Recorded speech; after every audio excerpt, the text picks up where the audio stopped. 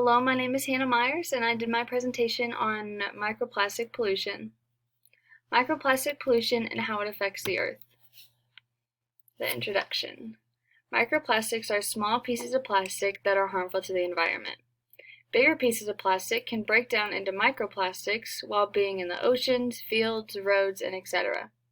Some plastics are designed to be small, and those are called microbeads. They typically range from 10 micrometers up to 1 millimeter.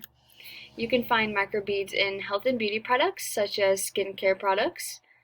Aquatic life and birds can mistake microbeads and microplastics as food, and that can be very harmful to them and even lead to death. However, recycling plastics can help prevent pollution. Historical development. Researchers at Plymouth University are known to be the first to discover the occurrence of microplastics in the environment.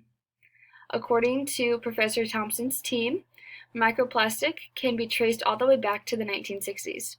In 2015, President Obama signed the Microbead-Free Waters Act of 2015, and this banned plastic microbeads from health and beauty products such as skincare products or toothpaste or anything like that. Research has shown that pollution by microplastic can cause hormonal and chemical effects into your body, the air, and water systems. The chemistry involved. Scientists at Kemira figured that if you can remove organic particles from water, then maybe you can remove microplastics in a similar way. Scientists at Kemira also worked with Aalto University in Finland and found that wastewater treatment processes only remove large microplastics by 98%.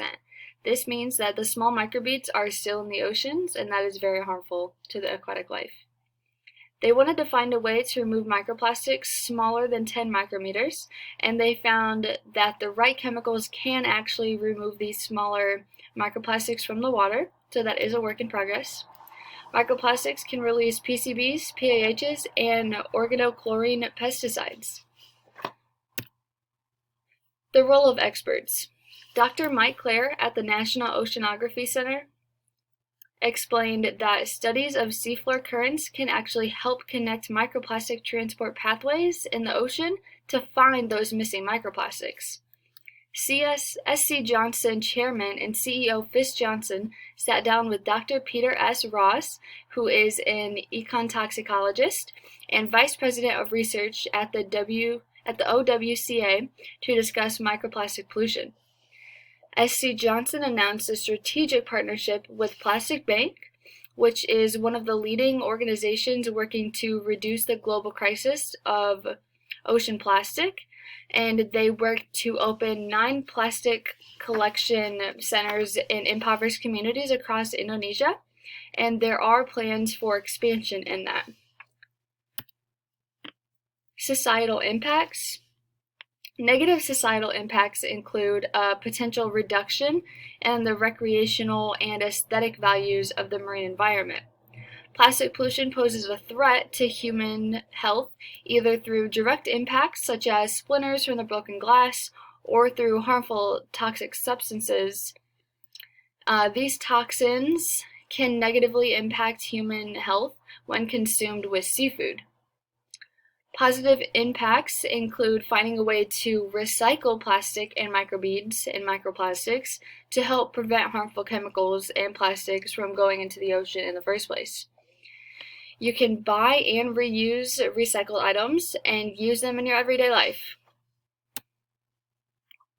In conclusion, there are a lot of things that can be done to prevent pollution, such as recycling and wastewater treatment processes. However, there are more studies being done to try to eliminate microplastic from the ocean and the chemicals that come from the plastic. There are many organizations trying to find ways to remove microplastics and microbeads from the ocean by 100%. And here are all of my references.